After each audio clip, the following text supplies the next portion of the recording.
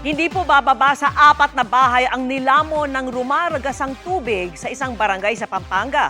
Ang ibang barangay matindi ring napinsala dahil sa habagat. At mula po sa San Simon, Pampanga, nakatutok live si Ivan Mayrina. Ivan! Vicky, nandito tayo sa Quezon Road sa San Simon, Pampanga kung saan hanggang sa mga oras na ito, ang tanging nakakadaan ay yung mga malalaking sasakyan at malalakas ang loob. Hanggang ngayon kasi sa pinakamalalim na bahagi, abot hita pa ang baha rito.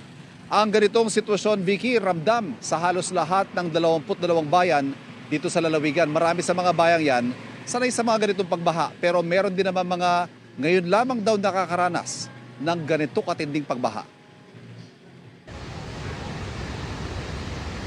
Kuha ito pasado alas 2 ng hapon kanina sa Santa Rita Dam sa Lubao, Pampanga.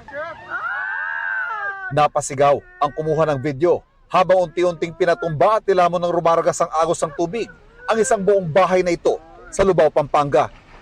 Bakit nga naman hindi? Sa isang iglap, naglaho kasama ng ragasan ng tubig ang ipinundar na tahanan ng isang pamilya na sa kabutihang palad ay nakalikas na. Kwento ng uploader na kinumpirma ng pamunuan ng lalawigan, umapaw ang Santo Cristo Dam sa bayan ng Lubao dahil sa mga bumarang mga punong kahoy at water lily. Dahilan para umapaw ito at rumagasan ng ganito. Sa mga kuhang ito naman ay pinadala ni Pampanga Governor Lilia Pineda. Rinig ang lakas ng ragasan ng tubig. Ayon kay Pineda, hindi bababa sa 4 na bahay ang nilamon ng tubig. Hindi raw otorisado ang pagtatayo ng bahay sa tabi ng dike, kaya pinalilikas na ang mga naroroon pa. Winarningan na namin. Kailangan maglikas na talaga sila. Kasi hindi natin alam ang tubig na nanggagaling ng kumbundukan ng Zambales kung ano yung niya, kung ano yung lakas ng dating niya. Hindi natin alam kung ano pa yung lakas ng tubig na bababa dito. Pinakahuli lamang ang mga ito sa matinding pinsalang inabot ng lalawigan ng Pampanga sa halos buong buwan ng pananalasa ng habagat. At hindi na lang mga bahaing lugar tulad ng Masantol, Macabebe at Candaba ang napeperwisyo dahil maging ang mga hindi dating nakakaranas ng baha. Ganito rin ang sitwasyon ngayon tulad ng Barangay San Pablo sa San Simon, Pampanga. Mga kapuso, nandito tayo ngayon sa Barangay San Pablo sa San Simon, Pampanga. Itong kanilang San Pablo Elementary School, mag-iisang buwan na walang pasok dahil kita nyo nga naman, talagang lubog sa baha itong paaralan. Malaki ho ang dagok ng bahang ito sa pang-araw-araw na buhay ng mga tao rito. Dahil tulad na nakikita nyo, mahirap maghanap buhay sa ganitong sitwasyon. At ang pinakamahirap pa sa kanila, hindi tulad sa ibang mga bayan na sanay na sa ganitong klase pagbaha, dito raw sa barangay na to, first time ngayong taon na nakaranas sila ng ganitong klaseng pagbaha. Ngayon lang po namin naranasan dito, mahirap po.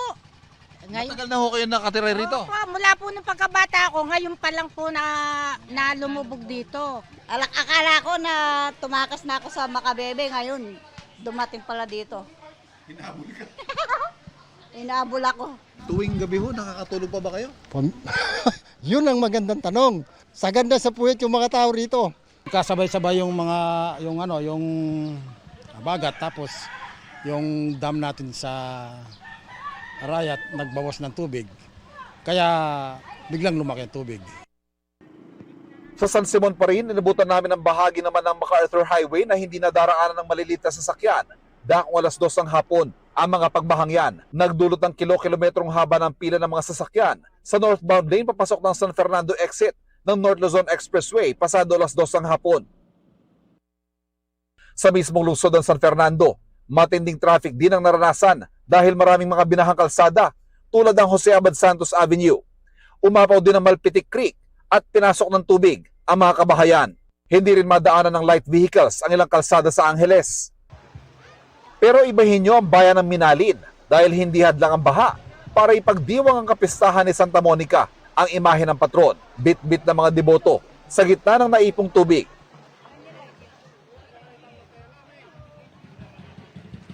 Vicky, sa kanyang pagbisita dito sa Pampanga, nito lamang Lunes, sinabi ni Pangulong Bongbong Marcos na ang hindi pangkaraniwang dami ng buhos ng ulang dala ng habagat ang naging dahilan ng malawakang pagbaha dito sa Pampanga. At pangako niya, pangmatagalang solusyon para rito.